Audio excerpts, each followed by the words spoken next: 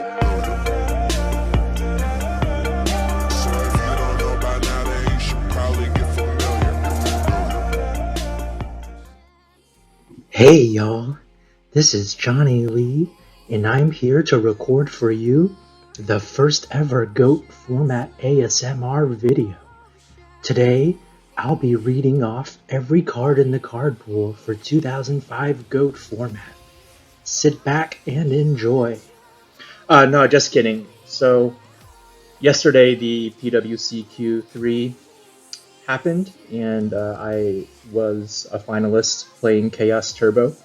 So today I'm going to talk about that tournament, as well as share some facts about myself and some thoughts about Yu-Gi-Oh! I hope that you can get something out of watching this. They say that the smartest person can learn something even from the stupidest deck profile. So enjoy this presentation, and I hope you learn.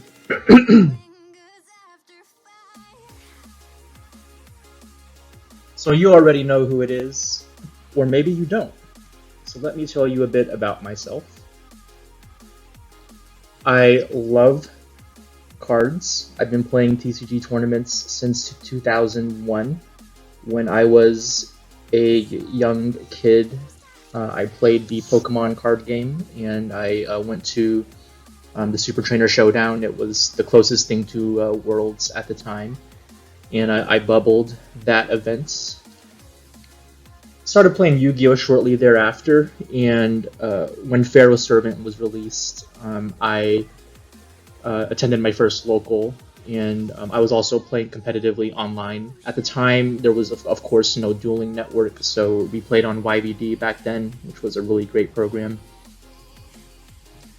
Another Yu-Gi-Oh! Related thing I've done is I supported Pat and helped with the editing for his book, Road of the King. It was a bestseller in the games category on Amazon, and it's a great book that teaches you a lot of fundamentals and theory about Yu-Gi-Oh!, but also about life. It teaches a lot of cognitive biases and how they translate to the game as well as to our daily function. And it's just a great book that I highly recommend that you read, and I will be sharing some thoughts today from the perspective of frameworks taught in that book. Some of my meaningless Yu-Gi-Oh! Accomplishments include the tops that you see here. And also, I am a YCS judge and a former DN admin, so I really love the technical and mechanical aspect of the game on the player management side and on the whole, legalism side of the game. Outside of Yu-Gi-Oh!, my day job is that I'm a manager in corporate strategy. I'm essentially a management consultant, and what they do is companies hire consulting firms to help them with their business strategies. So while you might not be familiar with consulting firms, you're probably familiar with the work that they do. So if you think about any big strategy that any major company has ever done, which is, I realize, a very broad statement, whether it's some promotional campaign, some this or that, whatever it is, there's a good chance that that strategy was influenced by the recommendations of strategy consultants. So that's the field that I'm in, and I enjoy it very much, and I fell in love with it specifically because of my background in Yu-Gi-Oh! So I'm a living testament to how fun can be work and work can be fun, and that's one of the reasons that I'm so grateful for Yu-Gi-Oh! Because it helped me find my passion in life outside of the game. So I don't believe that I don't believe in flexing, so I'm going to be very transparent that one career path that I totally failed at was medical school. I went to med school and I learned a lot, but it was just a very terrible fit for me. I was very miserable in that environment.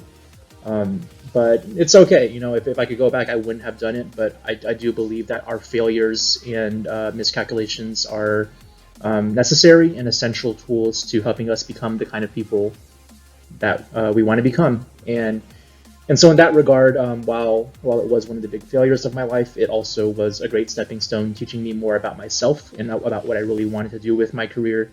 And yeah, if it weren't for Yu-Gi-Oh, again, I wouldn't have understood the importance of learning through failure and using failure as a tool instead of being afraid of failure. So that's a bit of the dark side of my past as far as things that went wrong. I'm sorry, Goblin. So another fun fact about myself is that before I did my MBA, Patrick Hoban and I started a company called Parvenu, which is the French word for upstart. And essentially what our company does is we sell data tools and automations to help other companies generate leads.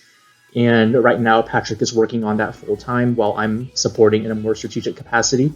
Last year was our first profitable year. It took a lot of time, it took a lot of work, but we finally became profitable in 2020 during the pandemic, no less. And we're increasing our profitability more than ever in 2021. So things are looking really great. But of course, I have to give Patrick all the credit for that. He is the real brains behind the operation.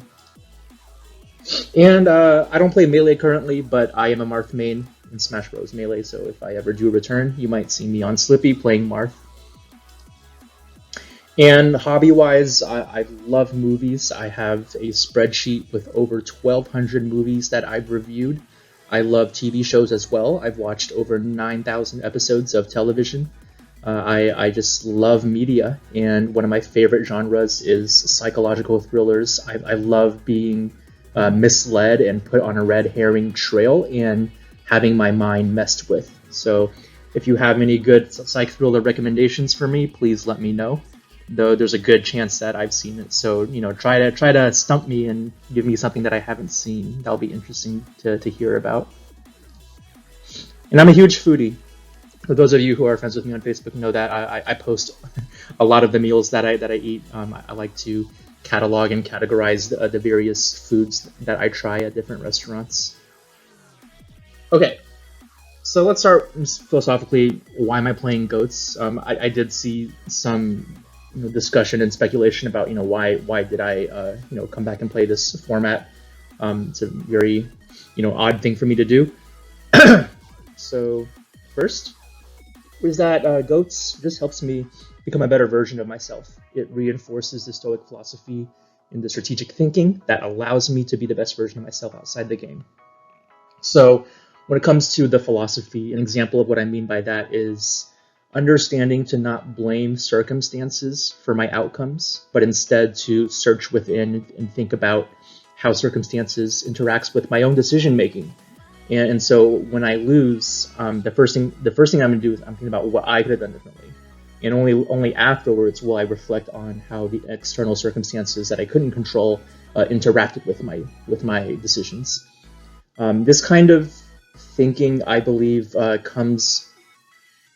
it's easier for gamers to learn because gamers go through such quick and rapid and numerous iterations of this, whereas in real life, you might not play a quote-unquote game of goats until not even every day.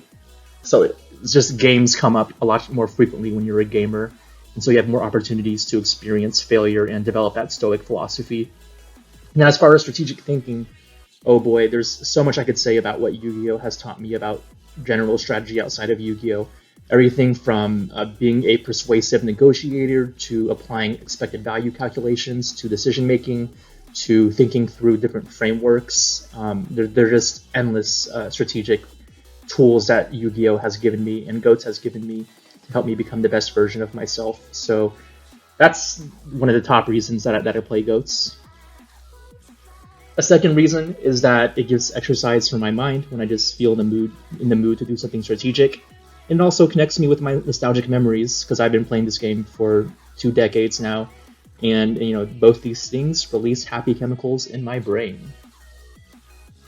Third, it's that premiere events are gone during the pandemic, so there are no Konami in-person YCSs, and so playing a familiar format online doesn't take money, it doesn't take effort because I've already played this format before. I don't have to study the metagame too much, at least. So I just thought that it would be a nice detour hobby while premiere events are currently out of commission.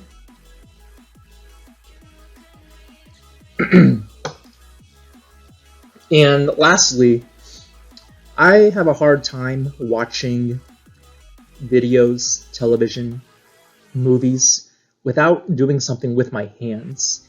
And so I like to play goats on the left screen while I watch Disney Plus or YouTube on the right screen. So it just keeps my hands busy, and I think that's always enjoyable. And lastly, I want that damn belt. It's the only reason I play tournaments. If it weren't for that belt, I wouldn't be playing tournaments. I would just be, playing strangers online and unrated. But the belt gives me something to compete for. Okay, so onto the deck profile. Here is the deck that I played this past weekend at a glance, and I'll go into the specific cards. So of course we always start with starters. For those who are not familiar with card roles, I recommend looking at my articles on card roles or reading Road of the King. But basically, the monster, spell, trap categorization of cards is kind of meaningless, except for like legal perspectives. Like if a card says target a monster, then you can't target a trap with it. But apart from those legal perspectives, it's from a competitive deck building perspective, it makes more sense to think about cards in terms of their roles. So I have 12 starters in this deck. It's not a lot. I would like to play 13 or 14, but because there are so few starters, that's one of the reasons Chaos Turbo struggles. It's actually not a turbo deck. It's like a mid-range deck, and a big contributing factor to that is that it doesn't have very fast starters and it doesn't have very many starters. So that's one of the deck's big weaknesses. That's very exploitable. We have our pure extenders. Normally, with modern deck building, I talk about extenders in terms of superior and additional because most modern decks fit those role assignments.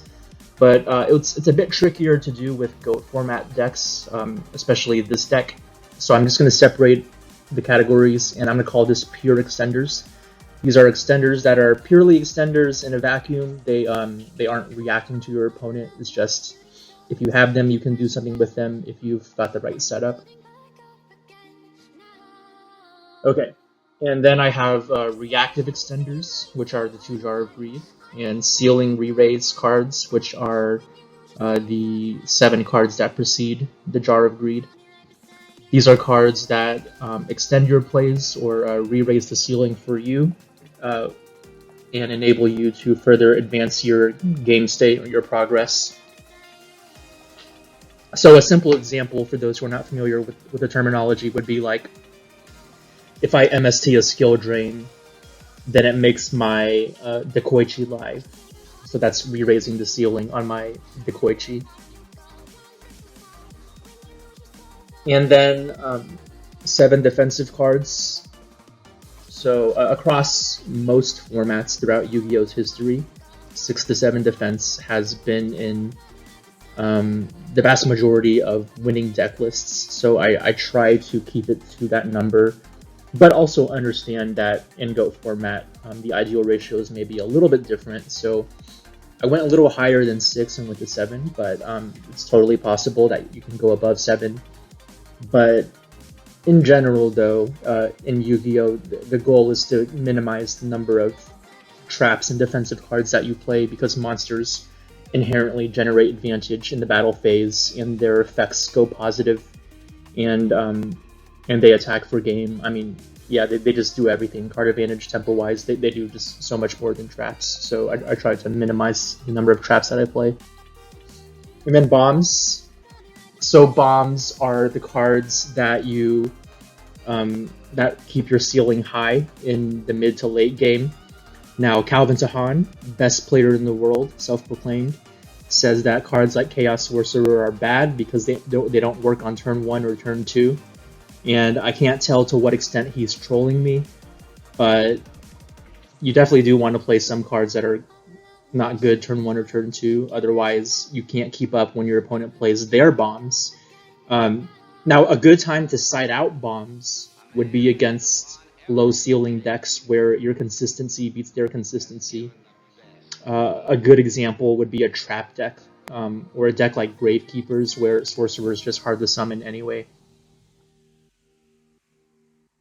Placeholder. Placeholder is a special category. They're not starters. They're not superior extenders. They're really nothing. They're just deck building cards that make your deck objectively better, and they can be activated almost anytime. The difference between Pot of Greed and Upstart, of course, being that Pot of Greed is more universally stable, whereas Upstart Goblin has some drawbacks that require you to side it out in certain matchups, or even not play it in certain decks where the life point difference matters too much, or if there's just a lot of spell hate. Like, for example, if my opponent's playing a deck that opens Naturia Beast every turn 1, then I'm less inclined to play a card like Upstart Goblin, because then it's no longer a placeholder, but then it becomes an extender. So, but generally speaking, placeholders are cards that don't have a particular role. They just make your deck objectively better by shrinking the size of your deck. Here's the side deck. I could go on for over an hour talking about all the intricacies of siding. Siding is such an important part of Yu-Gi-Oh!, especially if you consider that the majority of games are sided games. Game 1s are in the minority, so your side deck is very important. Solemn Judgment is for giant Trunade decks. That's something that I've been getting a lot of questions about. It of course works against a lot of other problems as well. It is an all-purpose answer, but for the majority of cases, Solemn Judgment is meant to answer giant Trunade strategies. Of course, Asura Priest is for Scapegoat. Kaiku is for Chaos. Monkey is amazing. Monkey always goes positive when I play it. I absolutely love Monkey. He's so adorable. I just love this card in general, not just for its playability, but this is just one adorable monkey. Oh, Dust Shoot. Dust Shoot is, I mean, if you play this format even for a bit, you know that like Dust Shoot can be really bad sometimes, like really, really bad. But I decided to play it this weekend because Alephia 2's deck, that deck is scary. Cold Wave, Mobius, Stein. Alephia basically figured out how to bring Cold Wave Gazaris from 2008 to 2005. And that was scary, and so I wanted Trap Dust Shoot to counter that play. Alright, a brief discussion on expected value. So I've been getting a lot of questions about why I played certain cards, and it might make sense to explain it numerically. So a card will get you some number of cards in exchange for it. So Nobleman of Crossout, if you cross out a face down monster, you play the Crossout, and then it gives you one card when you do that. So, that's one situation. But let's say there's another situation, like a game against a Chaos Warrior player where he never gives me the opportunity to play a Crossout in exchange for a card. In that instance, the Crossout's value to me is 0. Unless I do something like pitch it with Raigeki Break or. So this sum represents the sum of all the individual instances that I draw the card. So 1 plus 1 plus 0 against Chaos Warrior plus 0 in another scenario, and on and on and on. And this sum continues on towards infinity, and then I'll divide it by the number of values in that sum, and that'll give me the average expected value of the card. And so that I don't like to literally do that calculation because it trends towards infinite, but you have an idea of where the number asymptotes, and that number is what I think about when I consider what cards to run. So here you see with Pot of Greed, you trade a card and then you get 2 cards back, 2 cards, and then sometimes you get 1 card if they, for instance, have Solemn or Magic Jammer, or they rip it out of your hand with the Linklet Duo.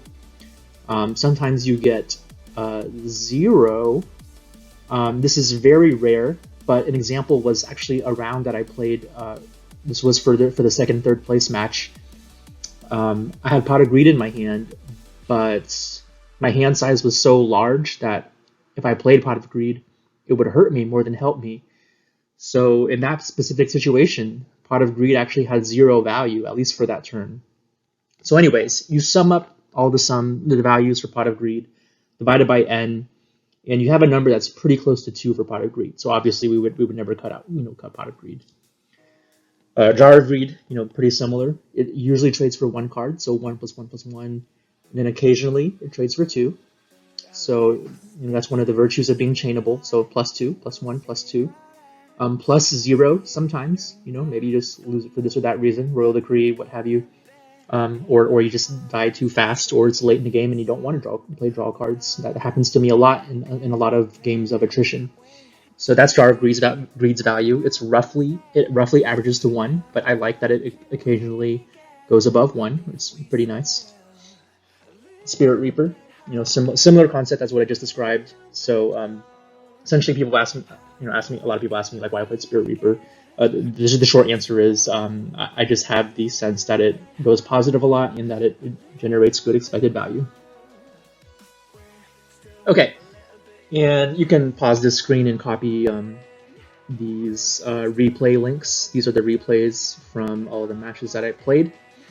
I think that you could learn a lot from watching these replays. Essentially, the vast majority of my matches came down to mistakes determining the outcome of the game.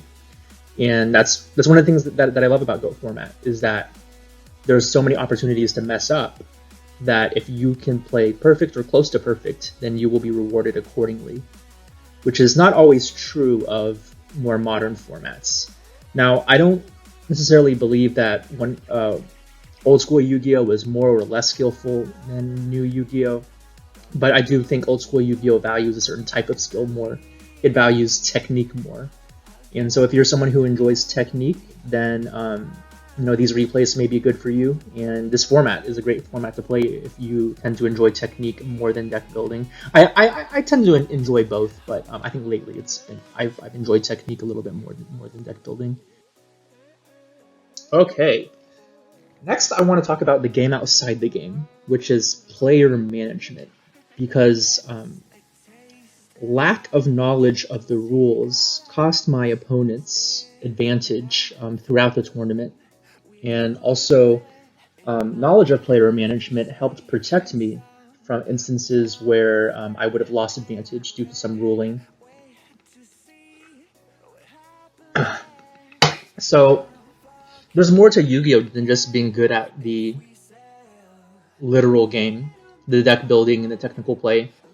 You also have to handle the tournament rule set well. So I'll go over the examples that came up throughout my rounds. So in one situation, my opponent flip summoned the Koichi and drew a card, and afterwards he tried to activate Torrential Tribute after he had already resolved the Koichi. And simply put, this was a situation where, because he was not certain about the ruling or the game mechanics, I should say, I was able to get free knowledge of his face-down Torrential Tribute. And that allowed me to never give him, good value with that card. I don't know if it necessarily determined the outcome of the game, but it certainly put him in a much, much worse position. So knowing the game mechanics is really important, and that's a lesson that we get out of that example. Okay, a second example. So in the draw phase, the turn player has priority to activate fast effects. So I had a situation where I had 4 cards in hand, and one of them was Mystical Space Typhoon. My intent that turn was to blind Space Typhoon one of his 2 face-down cards, summon Spirit Reaper, and attack to take a card out of his hand. Now his set cards were Dust Shoot and Solemn Judgment. If I had hit the Dust Shoot, that would have given him an opportunity to use Solemn Judgment on my Spirit Reaper, preventing me from going positive. But my opponent jumped the gun.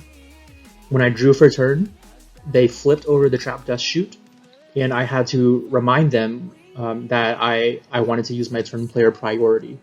And because they revealed the position that their Dust Shoot was in, it was no longer a blind guess for me, but instead I could use MST on the other card and hit the Solemn Judgment.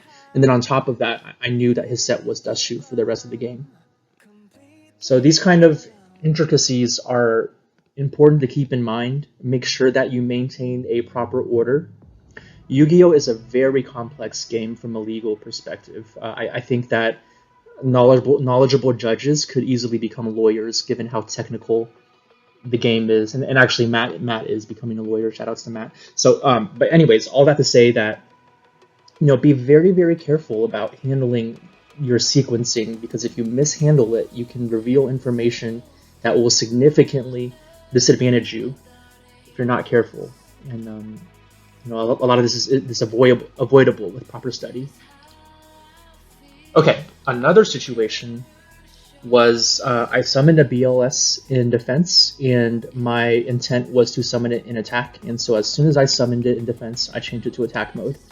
Now the duel log shows that 3 seconds passed, but in actuality, I was trying to shift it immediately upon summon. Like I knew exactly what position I wanted to summon it in, and so when no information changes and you're acting immediately, whether it's typing misclick into the chat, or in my opinion, I think it's faster. It's faster just to make the move rather than type misclick. If you type misclick, it takes a while, then it draws suspicion and creates ambiguity as to whether you truly misclicked.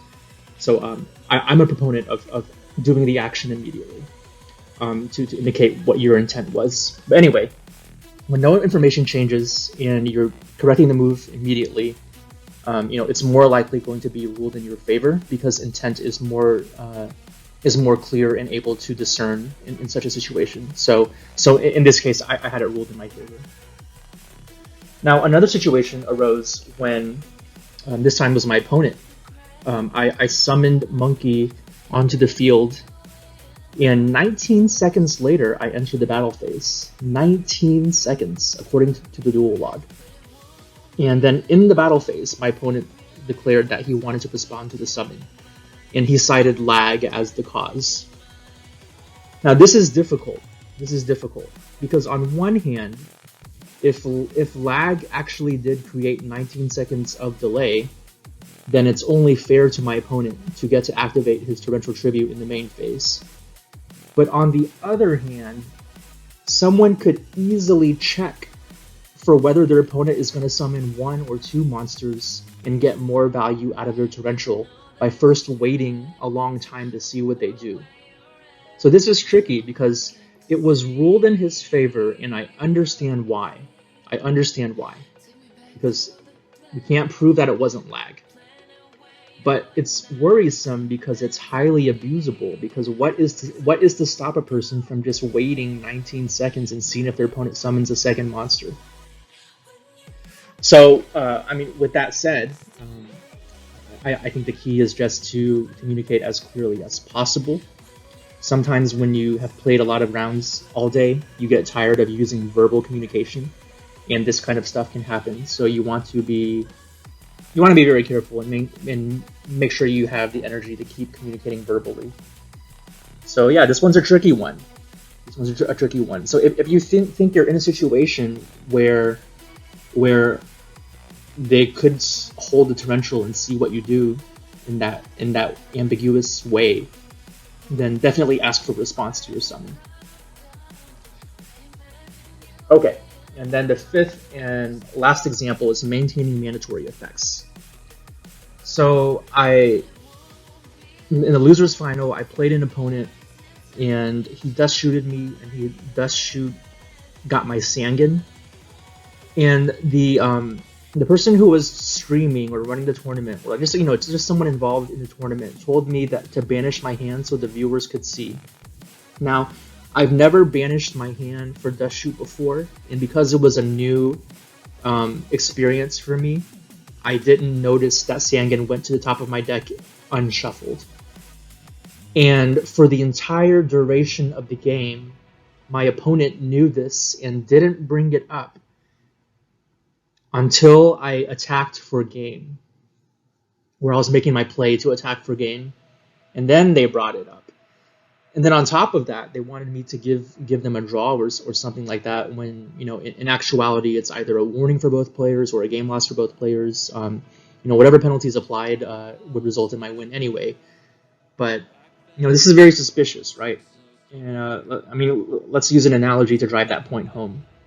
Let's say you and I are playing one-on-one basketball, and for some silly reason there's a rule that we have to wear red shoes to the basketball game.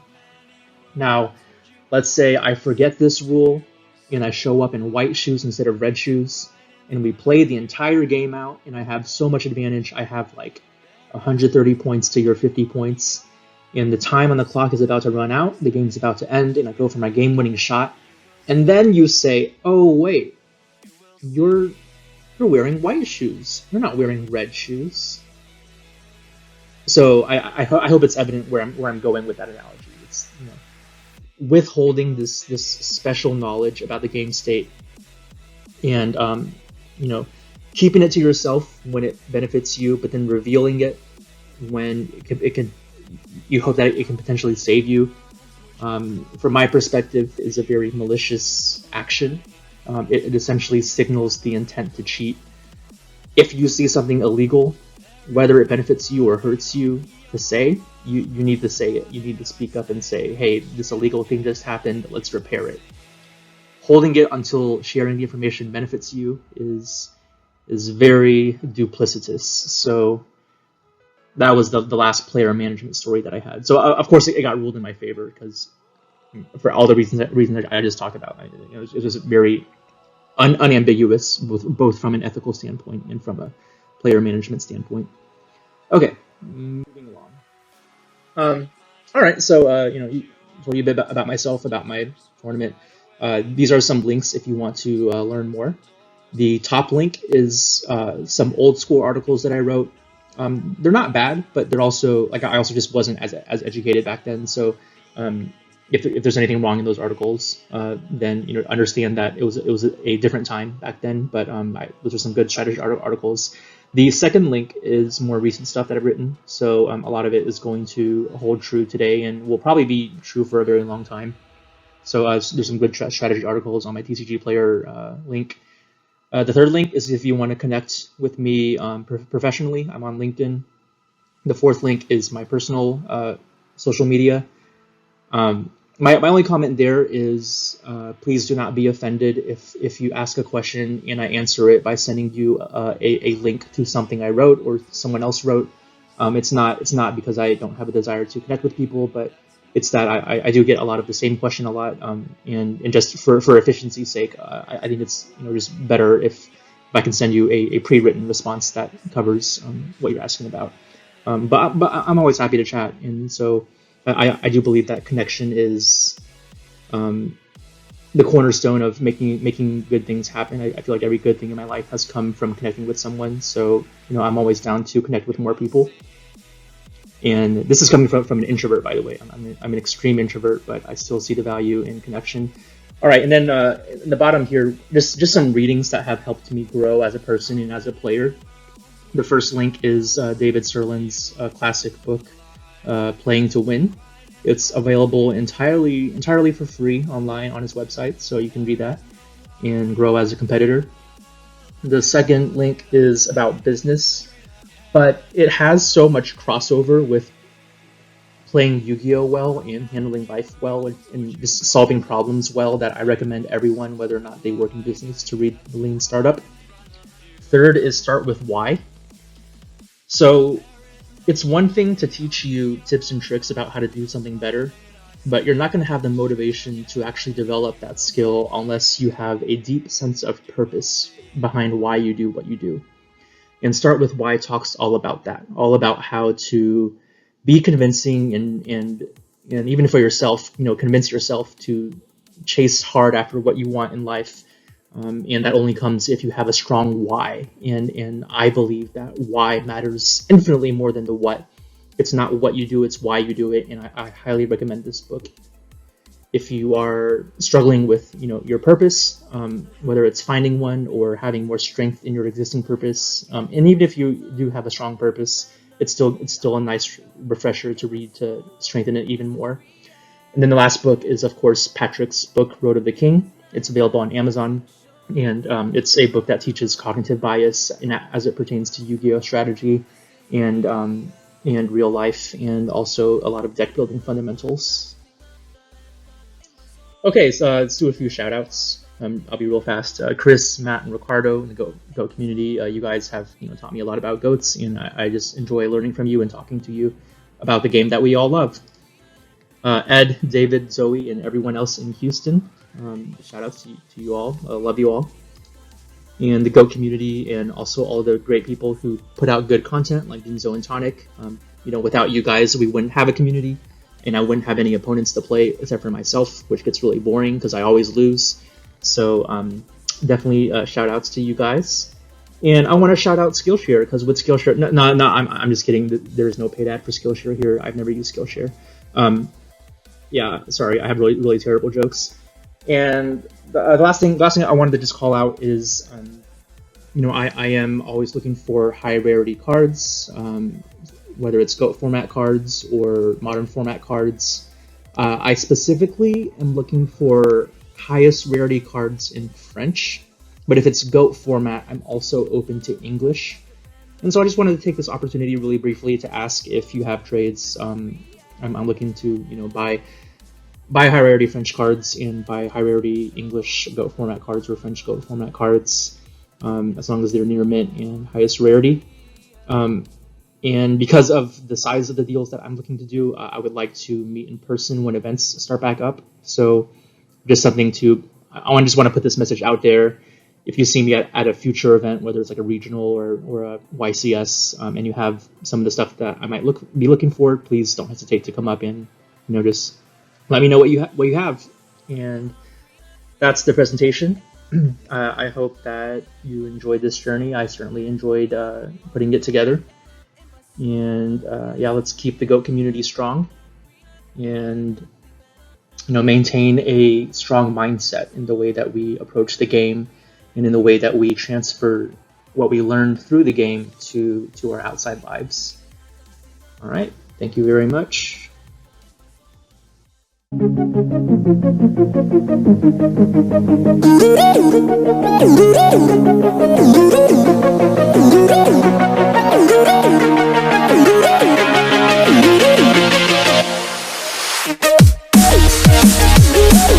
back.